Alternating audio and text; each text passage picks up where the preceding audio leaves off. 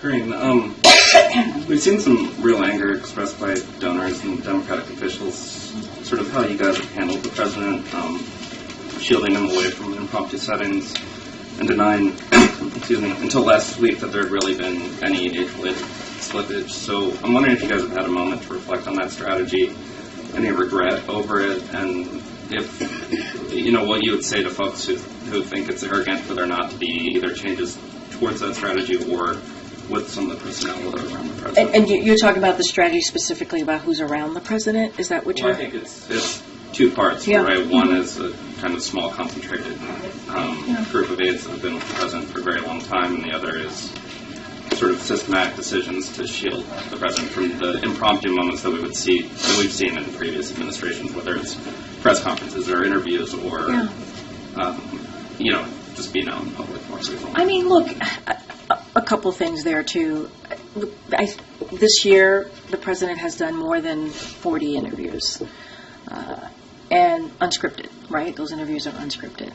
He has done more than 500 gaggles, right? Of course, unscripted, talking directly to many of you. Well, let me just finish. And so he enjoys doing that. He enjoys engaging with all of you, and we're going to continue making sure that happens. I will say this. Obviously, this is a president that was a senator for 36 years. He was a vice president, as you all know. I'm just repeating things that you all know, for 8 years. And so he has long time, advisors that have been here with him for a long time. I don't think that's unusual. He also has people who are new to the administration that also advise him. Look, I've been in meetings with the president where it's been a diverse group of people, and he sees us, and he knows the reason why we're sitting in front of him is that we have something to share, and he wants to hear from all of us. I've heard him say, "Hey, what do you think? What do you think?"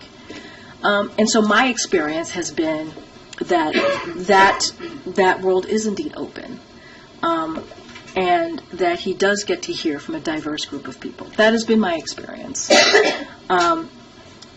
But it is not unusual for someone who has been around for that long of time to have a group of people that's been around him for a minute, right? And I think that makes sense. There's nothing about that is nonsensical. That actually makes sense. And we're going to continue to get him out in front of all of you to take your questions at a steady drumbeat.